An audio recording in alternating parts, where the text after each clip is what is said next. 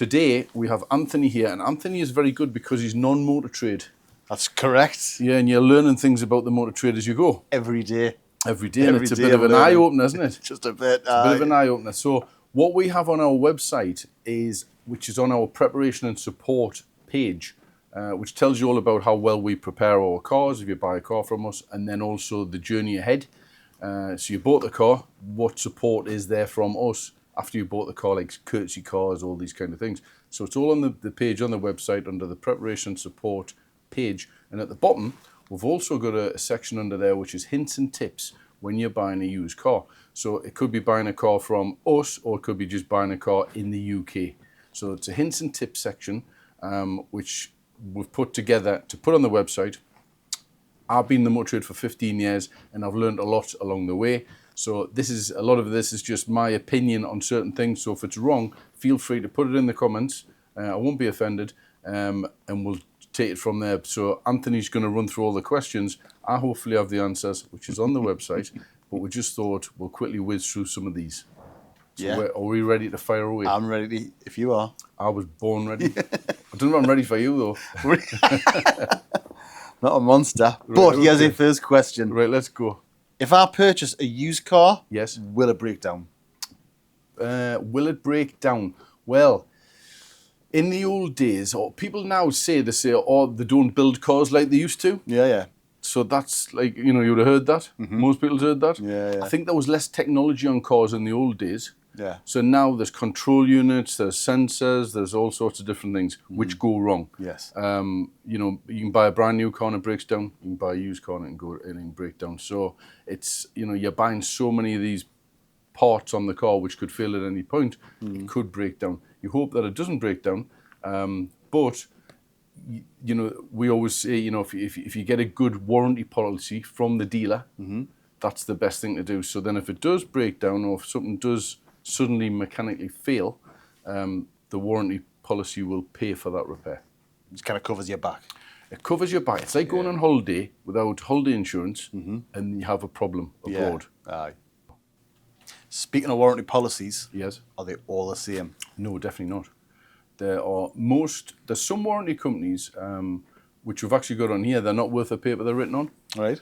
Unfortunately, and you get different levels of cover. So you can get like a bronze cover, silver color cover, gold, platinum. It usually depends on the warranty provider and how they package their cover up. Yeah.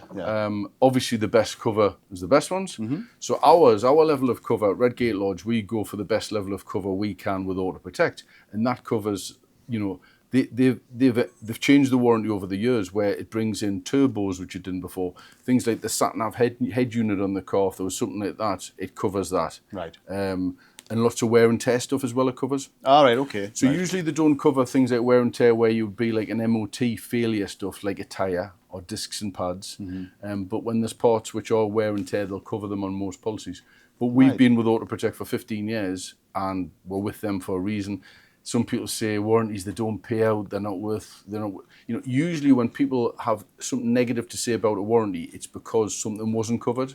Right, okay, right. But it wasn't covered from day one. Yes. So when you buy your car, you buy your warranty, you get a booklet. Yeah. If the booklet says that's covered, you're all right. Happy days. Yeah. But if it's not covered, that's when people get their backs up and they go, oh, the warranty's a waste of time. But it was never covered anyway. Never covered in the first place. Do you know what I mean? So check the yeah. level of cover of warranty from where you're buying your car from. Are there any dangers in purchasing a car that's got less than 12 months on its MOT? I would always question why, if you're buying a car from a garage, why it hasn't got 12 months MOT. Personally. Yeah. All dealers operate differently. Yeah. And everybody's got their own way of doing things. At Redgate Lodge, we put 12 months on every single car. Yeah. Now, we've been told we over-prepare the cars, but an MOT is an MOT's tester's, right? He's done the test. It's his discretion on what he thinks something's an advisory or a failure. Yeah? If we bring a car into stock which has got, say, 10 months MOT, right? We don't know that MOT tester. Yeah. Has he been slack? Has he done that? Yeah. We've got stacks and stacks of cars where we brought them into stock with good MOTs on. We look and think, how did this pass an MOT? How did they get through? Yeah. Why did they pass this? Or this plane, this arm, or track rod end, or, that should never pass an MOT. Yeah. So if we put that car out with 10 months MOT on, we're putting our name to that car. Yes. So the customer could then come back to us and say, hold on, you sold me this car and it should never pass an MOT.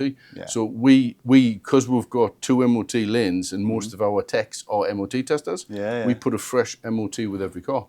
So are there any dangers purchasing a car with outstanding manufacturer recalls? Well, you're not supposed to purchase a car with any outstanding manufacturer recalls now. Right, Because okay. it's part of the MOT. Right. So if there's a manufacturer recall, either the dealer should be getting that done, or the person who's part exchanged that car to the dealer should have got it done. Yeah. The problem with outstanding recalls now is because dealers are busy, workshops are busy. If we ring up a main dealer, and say we've got a recall on this Kia or Hyundai, they might say to us, all right, we'll book you in November, 3 months away. So we can't do anything with that car until then. So we need the recall should be done up to date. Right. And legally, depending on the recall, which I think is most of them, you can't actually sell a car if there's an outstanding recall on it. All right. Okay. Right. Yeah. So you got to be careful with that one. So but that would show on an MOT, I think, now as well. Yeah. So just going back to the MOTs then, are there any dangers purchasing a car that's got MOT advisories? Well, the danger would be, it depends on the age of the car. Yeah. So say there's a little old car and it's like, I don't know, 55 plate or something like that. And it's a little old Fiesta. It's got 9 or 10 months MOT and you paid a few £100 for it. Yeah. And it's got some advisories on there. That's probably all right. Okay? Yeah. Depending on what the advisories are. If it's like a tyre, okay, and it's advising there's a tyre to be done, there could be enough grip on the tyre, so it might not be cracked, it might not be down the cord, it might just be worn. And you probably think there's about 4 or 5 months left on that tyre, car's a few £100, so what? Yes, I'll put a tyre on. It's going to cost 40, 50 quid in 6 months' time. If it's something like brakes or, track rod ends, drive shafts and things like that, well then there is a risk. Yeah. Because what the MOT test has done is he's advised that work needs done. Yeah. So that's what he's advising. This work needs done. I'm advising. I'm not going to fail you on it, but he's advising that the work needs done. Yeah. So if you buy a car and there's advisories on there, you may as well buy the car from the dealer, take it straight to a garage somewhere to get all that advisory work looked at. But with us at Redgate, our company standard is we don't sell any cars with any advisories on, because we're basically, if we did, we'd be saying to you, you buy that car from us, but by the way, you need to take it to the garage and get it checked. Yeah. So it's alarm signs, isn't it? Yeah. I would think personally. Are there any dangers purchasing a car without a warranty? Just your costs. Yeah, if you have a good warranty in place, they will pay for the cost. So you could get it where we've had customers who might say, oh, my friend's a mechanic. But is your friend going to buy the £600 starter motor or alternator? He's not, is he? No, he might fit it for free. Yeah. But he's not going to buy those. Or a case of beer or something. Yeah, exactly. Yeah. But getting the warranty, dangerous purchasing a car without one. I mean, every single car I've always had, I always have a warranty. My kids who buy the cars through the business, they pay for their own cars, they all get warranties. Yeah. I put a warranty on my wife's car. Do you know what I mean? And I'm in the trade, and we've got 14 mechanics and workshops and tools and everything, but I still put the warranty on. Because the warranty pays for all the parts. Yes. Aye. You know what I mean? You just got to make sure that level of cover is right. Are there any dangers purchasing a car without a health check and a service? Well, a health check and a service. Your service should be up to date. So if there's no service history with the car, you would think that's a given. So the dealer would service the car so it's fresh for you. Yeah. And if there's no MOT advisories on there, that's good. If there's no health check, some dealers do health checks, some don't. We at Redgate Lodge do a documented health check. So it's when our techs do the preps on the cars, they work off iPads. Yeah. So when they check the cars, they have to go around the car in a certain sequence. Otherwise, it doesn't let you complete the next section of the health check. Right. Okay. And that they tick all these like aircon, all these different things. Yeah. There's so many parts what they check which isn't part of an MOT. Right. Okay. That's where we would say is the bonus. So we would do a 200-point health check. Yes. And you think 200 points, you're joking. But we've actually got a page on the website which covers everything what we check. Yeah. So when we actually buy our cars in from the general public, whether it's through Motorway Car Wow, our car buying website, Buy Motors, our vehicle inspectors carry out that health check. Yeah. Then the car comes into stock and the MOT tester, he does the MOT on the car and in addition to that, does the health check again. What the Right, inspector's okay. already done. Yeah. Then when he gives the car to the tech to do the preparation of the car, the service and so on, the tech then does the same health check again, which sounds crazy, but it's getting rid of any, errors. Yeah. Human errors, people might miss something. Yeah, You might forget to switch the aircon on, even though the system tells you to do it. You might forget But that or actually something like forget that. it, But 3 people missing something, so that's why we're really thorough with the check. Yeah. Again, some people say we're over the top with the prep, but I would say, yeah, a documented health check report with a car when you're buying one, I would think it's good. It's good to have one. If you don't have one, it's not the end of the world. The dealer might say, oh yeah, we've checked this, that and the other, but have they? You don't know. And we've got some brilliant technicians here as well. Oh yeah, exactly. Yeah. Doing the health checks. Yeah, Carrying exactly. them Yeah. out. Definitely. What about dangers in regards to cheap parts? Because sometimes I hear like suppliers and dealers using cheap parts on their cars.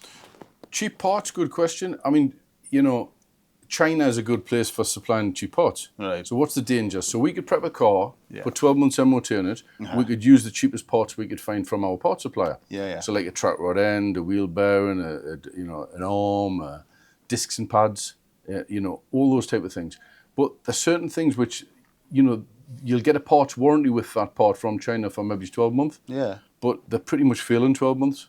We've Right. been there and done it. Yeah. We've trialed certain ones and they're no good. Yeah. Whereas for getting our preparation cost down as a dealer, it makes sense to put the cheapest parts on possible. Mm-hmm. You would think that. Yeah. But it's wrong, because what happens is the car comes back in and then we then have to fit a better quality part at our cost. Yeah. We're having to pay the mechanic to do the job twice. Yeah. So like, for instance, we fit on every single car, whether it's a Fiesta or a BMW, Padgett, they're called, discs and pads. Yeah. So Padgett discs and pads, Padgett make them for BMW, they make them for Porsche, they make them for a lot of the big brands. Yeah. So we fit that quality discs and pads on. There are discs and pads out there of less quality, which would save us a fortune. Mm-hmm. But when you put them on the cars, the squeak, the pads wear down, the discs wear down. Our Padgett ones are ceramic, so they don't rust. Right.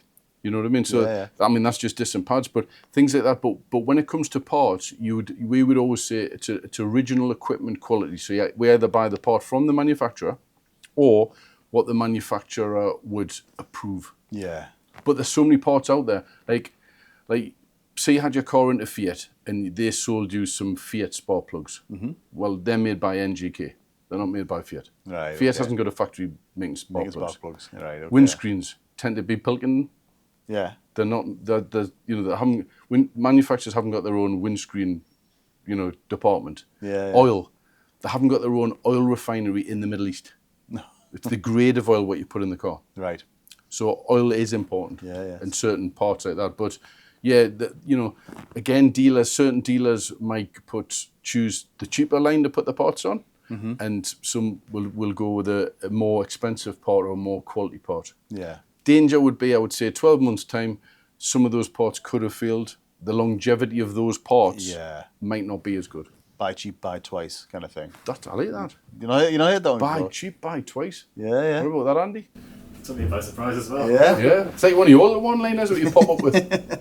Are there any dangers if an incorrect oil is used during the service? Well, oil's a good point. What you get is you get grades of oil, okay? And then you get manufacturer-approved oil. Okay. At Redgate Lodge, we use manufacturer-approved oil. Yeah. So if you had a 2-year-old car and your manufacturer warranty from new on your car is 3 years old, and if the engine went bang, and you went to the dealer, you went to Land Rover or BMW or whatever, and said your engine's just seized, it's just had catastrophic failure, and they checked the oil what was in there, and they could prove that was the wrong oil, Right. you're on your own. Yeah. But if you've got the right oil in there, which the manufacturer approves, then they would stand on and they would put your new engine in. So is that first type of oil, is that being used because it's just cheap and people are just kind of making a bit of a quick buck? Cheap, yeah. Ultimately? Yeah. Yeah. What's next? Is it good to get your car prepared or maintained at a national garage network? Yes, I would say it is. I mean, there's lots of good independent garages, 100% all over the UK. Good operators out there who do the job, well. I've got friends in the trade who operate very successful garages who aren't part of a network. No problem there whatsoever. The only advantage of being part of a network is, for us, because we're part of Bosch, Bosch is worldwide. Yeah. Being part of the Bosch network, you have to, operate to their standard. Yeah. So first of all, to be part of the network, you have to pass a certain criteria, and then you get annual checks. You get audited. I think one of our first videos, we actually got an audit on there. Yeah, yeah. And also Steve from Bosch comes in and checks us out. Checks it all out. We get discount on Bosch parts. So for instance, we can buy Bosch batteries, which are probably one of the best batteries in the world, cheaper than we can the Chinese ones. Right, okay. Do you know what I mean? They're So that cheap, yeah, and the oil filters, the Bosch oil filters, again, when you talk about original equipment, Bosch will make oil filters for other manufacturers. Right. Bosch wiper blades are probably up there, one of the best in the world. Yeah, yeah. Do you know what I mean? Yeah, So, yeah. because we're part of the network, we fit things like Bosch wiper blades. Again, going back to cheap parts, we can buy cheap wiper blades from the parts supplier, and it'll clear your windscreen for a couple of months. Yeah, yeah. But then it starts Then it smearing. starts spraying, aye. But we just put Bosch on. We fit Bosch batteries.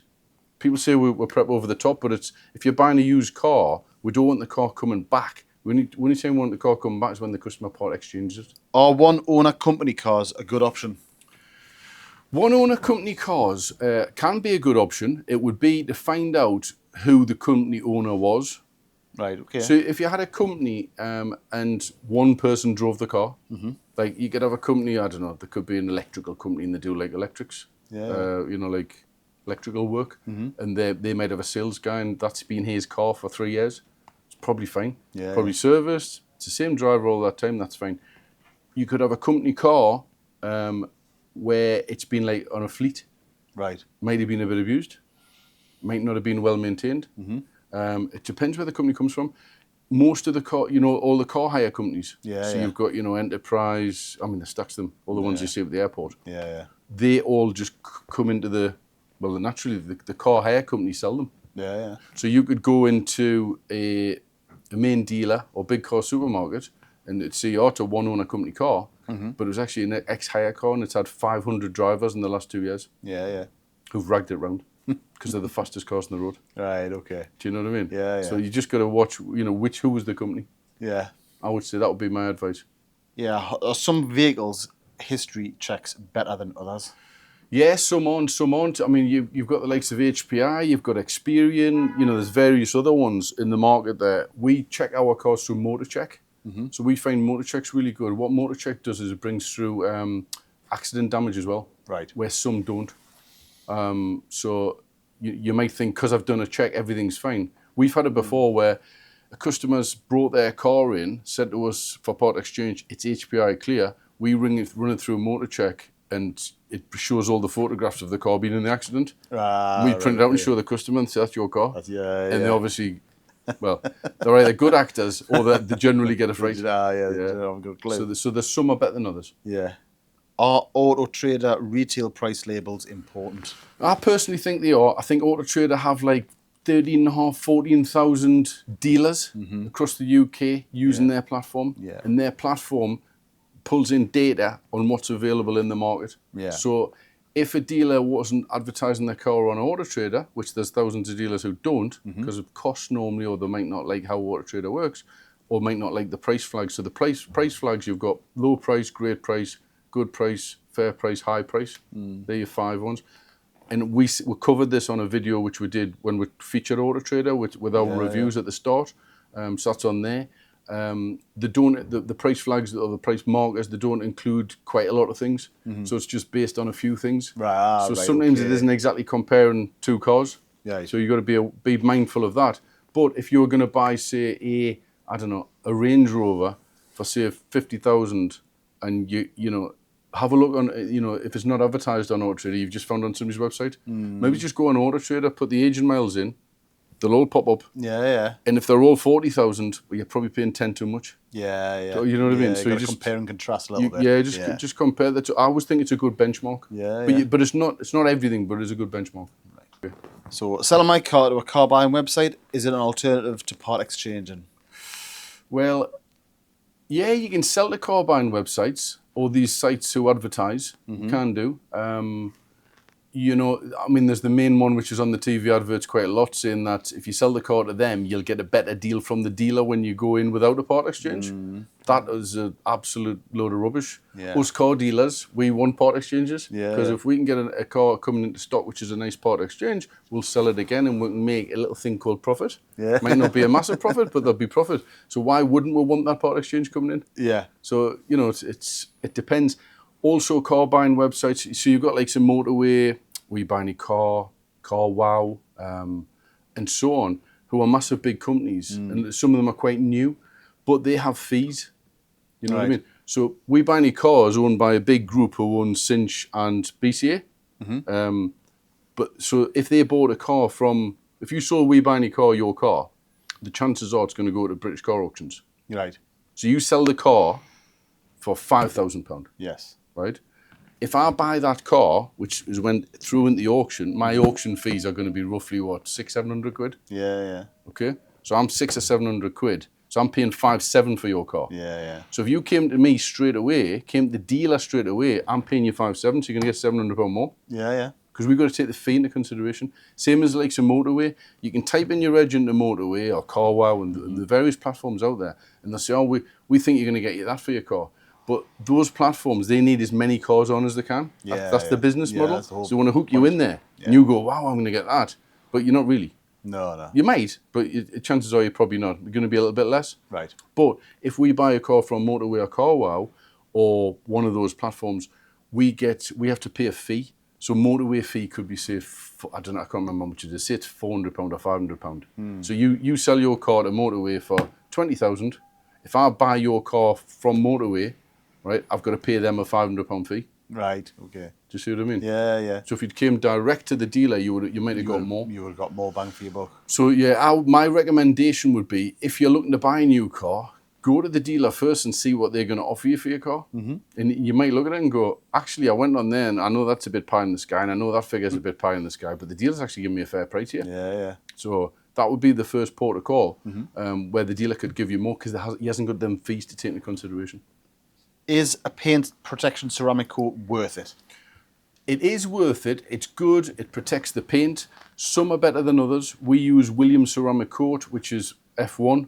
That was developed by the Williams team. It's a ceramic coat which seals the paint and protects the paint against the elements of the UK weather.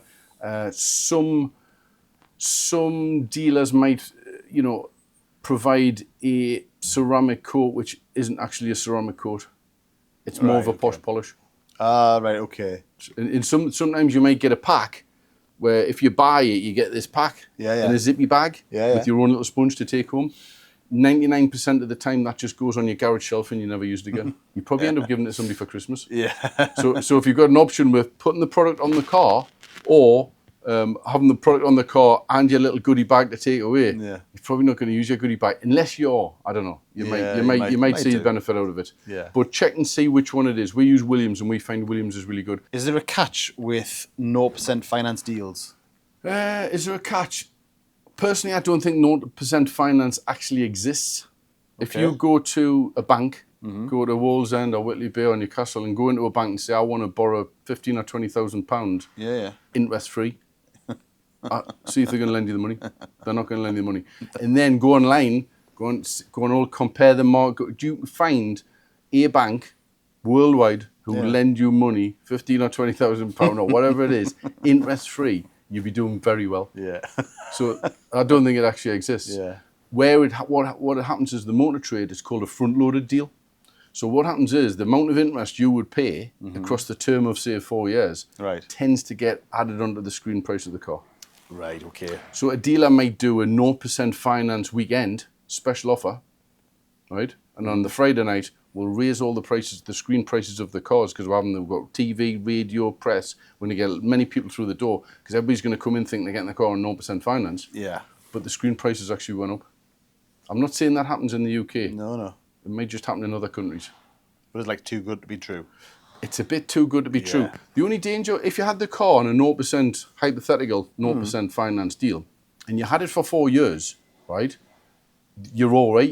You're where you need to be. Yeah. On your invoice, there's no interest. Yeah. You're paying the monthly fee. It's just part of the deal. You know this? Yeah. If you want to change your car 2 years into your 4-year deal, right? Well, what you've done is the interest what would have been charged is into the whole deal. Right. So when you get a settlement figure for your car, your settlement figure includes that whole amount. So your Right, settlement yeah. figure could be a little bit higher. So you think, well, I've only had the car for 2 years. How come I own all that? People were getting caught out with that at COVID. Right, okay. After the pandemic. Yeah. Yeah, they're getting caught out with that. Yeah. Yeah, because a lot of little deals like that was happening. Was slipping through. Yeah, but 0% finance, I'm not sure. Boxing Day sales, TV, it's all your settees, isn't it? All your furniture places. yeah. You've got the big hanging signs with 0% finance. It's because you look and you go, wow, it's 0% finance. I need to go and then buy my new settee. Yeah. But they manufacture the settees. There's a finance company who sorts the finance out, who charges the furniture place 300 quid or 400 quid. Yeah. It's just built into the deal of the settee. Right. So a roundabout way, you're still paying for it. Still paying for it. I would say so. Yeah. Unless somebody comes on here in the comments and proves me wrong. But if you can find somebody who'll lend me some money with interest free, I was going to say, I'll have a few quid. If you find a bank that's going to Yeah. lend you them. Are all new cars actually brand new? Well, misconception, they're not all brand new. So you could have manufacturers who build their cars, things like standard cars, Nissans, I don't know, Golf, Ford Focus. Nissan at Sunderland, they'll run batches of Nissans off because they're, a Tecna or an Ascenta, they're all the same. Yeah. And they'll go into the huge, big storage facilities, what they've got. So your brand new car comes off the line, goes into the storage facility, and when that gets requested by the dealer, could be 3 month, 4 month, 6 month, 8 month, 10 month later. So it's been outside in the rain since then. So it's not exactly brand new. The only time you'd have it brand new, in my opinion, would be if you spec'd up a car and said, I want that colour, I want that trim level, and I want those wheels, and so on, and the car's built to order, Yeah. then it would be brand new. But brand spanking. and things like, as far as I know, last time we checked Ford, so Ford would give you a 3-year warranty, but for the batteries and the door seals, they only give you 12 months Right, okay. because it might have been sat there. Might be sat there for a bit. So when dealers offer free RAC or AA cover, is this worth it? Well, we've been down this road before, and we found it wasn't. Okay. So the level of cover is really low. Right. So when you get like free AA membership of free RAC, what we found personally was it doesn't like cover home start and it doesn't cover you for this. It's like the real minimum you can get. Yeah. If everything's free, it's too good to be true. Yeah. So what the providers, they get that for data capture. Right. So what happens is 2 months after you've had the car, a month or a short period of time, they'll ring you up and they'll say, right, you've got this free cover. You bought a new car, you've got this free cover. We can sell you this better cover. Yeah. Because the one you've got's a bit naff. Right. So that's how they hook you in with that. Get you in. We changed from that, again with Auto Protect. We do our breakdown cover with them, which I think we said on another video. We charge £99 for 2 years. It's home start, it's everything. It's all of it. And it's all of the breakdown services. So it covers AA, RAC, green flag. It's whoever gets there first. Right. So it's a bit like a broker type of thing where the broker that deals through one of their call centres. That's good. £99 for 2 years, 50 quid a year. It's all right, isn't it? Yeah. So lots of customers take it. Yeah. The only ones who don't take it might have breakdown on the credit card. Right. Okay. But again, you break down your credit card, just check that as well, see what cover you've got. Yeah. Might just be one of those. Check the small print. Check the small print. So shall I lease a brand new car or shall I buy a used car? Leasing a car or buying a new car, it's down to preference, I would Right. say. So some leasing deals are really good. Your monthly payment can be really good. You don't have to worry about the car, and then you pay your payment, you hand it back. Right. You could buy a car and own the car, and pay your payment, and you own the car at the end. So you have got an asset at the end where there's still some value to your car. Right. Whereas if you hand it back, there's no value. It's probably about a bit like living in a house. You either own the house or you rent it. Yeah. But you might not want to tie. If your monthly payment is going to be cheaper on a lease because you're not actually buying it. But if you want to own the asset at the end, you probably want to buy the car. Yeah. But for people who are going to lease the car and hand it back at the end of the term, just be mindful of damage, things like your parcel shelf, lock and wheel nut, headrests. Just make sure when they come and inspect that car that it's good. Yeah. In our body shop, we do lots of cars, body work for customers who are due to hand back their leasing car, and they know that when they hand it back, there's a scratch here or there's something there what they need to check out, and they know that handing it back, it's probably going to be a hefty bill when they hand it back, so they'll get the work done here before they hand it back. What level of wear and tear is acceptable? What level of wear and tear is acceptable? I think a car over, say, £8,000 retail. Personally, if we were selling that, it would be 12 months MOT, no advisories. Straight away. A car for less than that, there are some dealers who deal in the cheaper end of the market. Right. Nothing wrong with that whatsoever. Some great dealers out there who sell more of a high mileage car. So your level of wear and tear on a higher mileage car or an older car, you should expect it more. I would say that's only fair. You're not buying a brand new car. No, it's like a second-hand settee. It's going to be a bit saggy in the middle. And the driver's seat might be. Depends on who's been sitting on it. Yeah, exactly. Is it important for a car to have service history? Cars with service history, yes. Especially things like Lamborghinis, Ferraris, Bugattis, all that kind of stuff. You need your main dealer history as well. Cars which aren't like supercars, which are still expensive cars, as long as you take it to a good garage and you can get, your service done. So, for instance, a Range Rover, we do plenty of those. We do BMWs, Mercs, VWs in our Bosch Car Service Centre.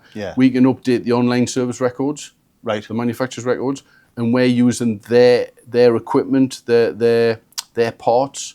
So as long as it's serviced with a manufacturer's recommendations, what they abide to, it's fine getting your car serviced there. If you bought a car with no service history, to say the car's 10 years old and it's got no history and it's done 70,000 miles, it will have been serviced. There just isn't the book. I wouldn't have got to 70,000 miles on those tyres and those disc pads without somebody going through it. And if somebody's doing disc pads, they're going to do an oil filter. So, it is nice to have. It is, definitely 100%. But if you haven't got it, I don't think it depends on the actual car you're buying. Does it matter if a car's had previous paintwork done? I would say not. Going back to my Bedlington days when I first set up the business, I remember having a car in there and a guy was looking inside the indoor showroom, a couple of tiny stone chips which had been touched in on the bonnet, and he was insisting that I resprayed the bonnet. And I said to him, well, what happens when you drive down the motorway and get 2 fresh stone chips next week? Are you going to repaint the bonnet every single time? But I don't know how, I can't remember how the conversation ended, but we didn't paint the bonnet. I did have a customer as well who looked at the car and said, ooh, that door's been painted. And I was like, yeah, it had a scratch on it. Would you like to see the car with a scratch on? Or do you want the door presented as it should be? Cars on production lines, Nissan, I know people who work there. The cars go through the production lines and they get knocked. On the assembly line. So although they're painted and they're all fresh, they then go through the body shop as the final thing as well. To get done. Cars can get damaged during transport. So Nissan might send a load of cars to the top end of Scotland to a dealer up there. It's on the transporter. Picks up little marks. Little bumps. They'll be like it's like the PDI thing, what they call. Might get painted again. So cars that's been painted again, I don't think it's a problem. So if a car's been in an accident, will it show on a vehicle check report? Will it show? Yes, it should show. Most of the large, well, how do I say this? Your motor checks and things like that should show. And most, your HPIs and your experience, providing it's been updated. There's sometimes where there's certain operators, who have those type of things where they can be a little bit behind. They've been busy, so they could be 3 months behind and haven't updated it. There's a lot of cars on the roads where you could have hire companies. Now, hire companies self-insure, which means they fix their own cars. So if they have an accident in one of their cars, or one of their cars being in an accident, they could send that to their own repairer to get it repaired, and then put back on the road. So that car's been in the accident but has never been recorded. So it's not in a database. It's not any kind of system anywhere. It's not in a system. And then the big hire companies and so on, your car supermarkets, your main dealers, buy those cars because they're 2 years old and they're desirable. People want those. It's quite new. And we can put a deal on with them. But they wouldn't know that car's been in an accident. It's been... They'd only pick that up if they did the workshop inspection and were aware of it. But it was on the television, there was a programme about it, how there was a load of cars on the roads. There's probably thousands which have been in accidents and they're not recorded. They're not recorded at all. So they should be recorded, but there will be some who come in and slip the net. Should I decide on a make and model, then find the cheapest available? Well, personally, I'm biased. I don't think cheapest is always right. With a lot of things in life. You buy the cheapest and sometimes it's not right. You know what I mean? So if you just decide on maybe the car what you're looking for. I'm not saying you have to buy the most expensive, but if you're buying it from a dealer, what you're doing is, I think Paul Laidler touched on this on one of our other videos. Right. You're buying the car from the dealer and you're buying that support, that aftercare, the warranty, your backup, your workshops. It's more the big picture where you're buying it from. And where how do they operate as a business? Is this car I'm buying? Is it right? You know what I mean? Has it been prepared right with the right car, the right parts to a good standard?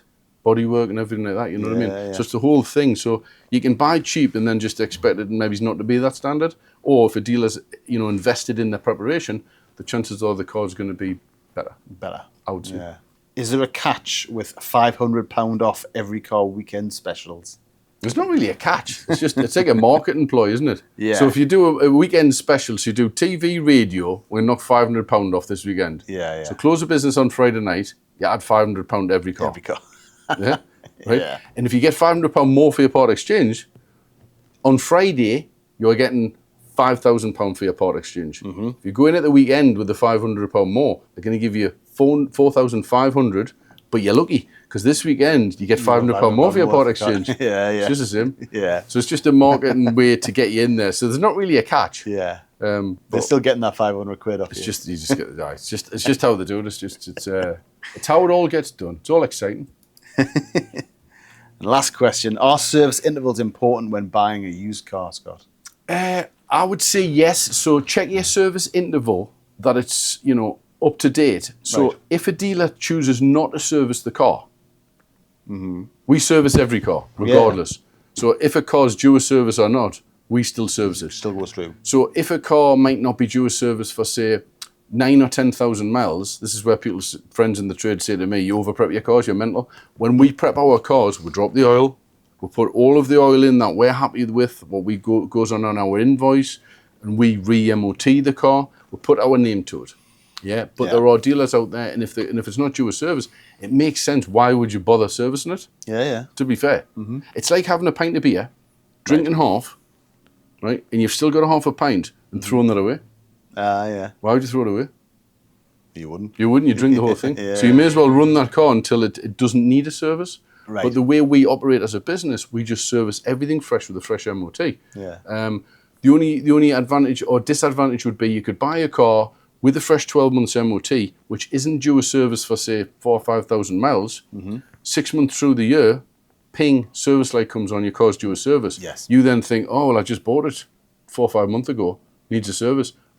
Put it into service and it wants X, Y, and Z, you could have a bill there for, I don't know, 500 quid, 1,000 quid. So you think, well, I've just bought the car, I've spent my money, but now I've got this 5,000 or 1,000 quid to pay for. You got to think about a pub, like when you have half a pint and then you go to the toilet and they come back and they fill it up for you. Yeah, exactly. That's ultimately it, isn't it? The pint one, we use this one as well with our warranties. So our warranty, we sell a 2-year belter warranty, to the best one you can get, right? Covers everything. It's like top of the range for £599. Right? If you break that down, it's something like 6-7 quid a week. Nothing, is it? Now, getting back to the pub, if there was a guy at the end of the bar there, right, and on a Friday night when you've seen him and he says, I'm going to look after your car, I'm going to pay for any part what goes wrong, and I'll pay the mechanic to fix your car for the 2 years that you own that car. I'm going to do that for you. And you say to him at the end of the bar, how much do you want? I mean, this sounds too good. What's the catch? He just says, I just want a pint of Stella on a Friday night. Just one pint. Would you buy him that pint? You're going to buy him the pint, aren't you? Do you know what I mean? So that's the analogy with pubs. I like that. Yeah, it's good, isn't it? So that's basically it. Mint, thank you very much. I would say, Thanks for your time. I know you're dead busy. Yes, thank you very much. Hey, all right. I'll go and put my feet up now. Thanks for watching this episode of Honest Cars Northeast. There is loads more content on our channel, so make sure to like and subscribe, and we'll see you all again soon. Thanks very much.